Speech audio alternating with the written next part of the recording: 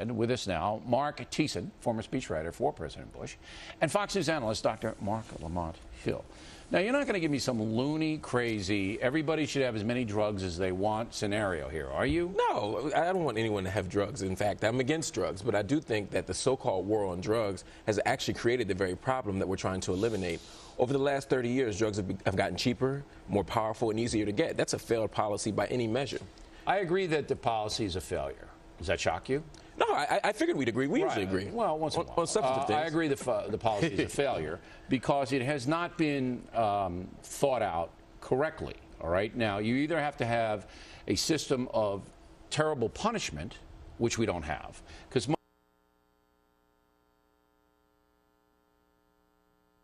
pot smokers in jail or even heroin addicts. If you sell, you go. It's a medical problem. Not right. But on the other hand, we have to decide as a country, now that we have a war, Mr. Thiessen, a war on our border. Now, people who live in Minnesota and Washington State and Maine, they may not get the war. But believe me, people in Arizona are getting a war. And it's going to come that Americans are going to start to get killed. So we don't have an effective policy. President Bush had 8 years. He didn't do it. Well, I don't necessarily agree with that. President Bush came into office and he reduced, when Hillary Clinton was First Lady and Bill Clinton was President, teen drug use was at an all-time high. And they did the same thing. They scolded the American people about demand. And guess what? After 8 years of President Bush, teen drug use has dropped 25%. Now, why do you think that's so? Why has teen drug use fallen in the under the Bush administration? A number of reasons. One, there's a great deal of effort put into education and helping people with recovery. There was the faith-based initiative that did a lot of... You say that the Bush policies, as passive as I believe they were effective, but they weren't effective in stopping the drug cartels, which have grown in ferocity to now threaten our borders. So I'm saying to you, I told President Bush face-to-face, eye-to-eye, man-to-man, and I'm sure you saw the interview, you got to put the National Guard on the border. You got it. And he finally did after years. But I don't understand a reluctance to do that. Well, I agree with you on the National Guard.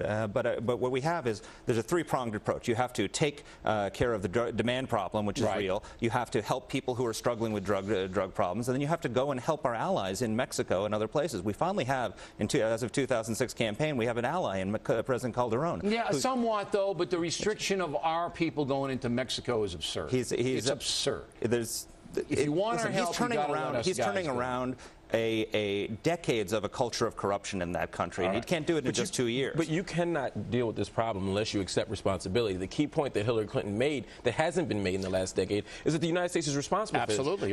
The United States drives it. And she could have taken this a step further, and this is where you two will likely disagree with me, is that our trade policy has only enabled drug cartels. It's only enabled drug use, and it's only enabled the illegal drug trade, particularly NAFTA. Your guy is stopping the Mexican trucks from coming through here. So Barack Obama ain't helping in that regard. But let's keep Mexican trucks are part of the reason why drugs get in as well. So we have to think about NAFTA in a more broad way. It's not just about what happens in Mexico. It's about the transit. You agree that the National Guard on the border would be an inhibitor for guns going out and drugs coming in. Do you not? I think it would be an inhibitor. Okay. But I think there are better ways to do it. There are better ways to do it, though. There aren't better ways to do it. Absolutely. If the Democratic-controlled Congress had funded the Merida initiative properly and given them access to helicopters and intelligence, it would have worked. No. Congress bailed on them. That's the problem. The United States National Guard is a very effective unit.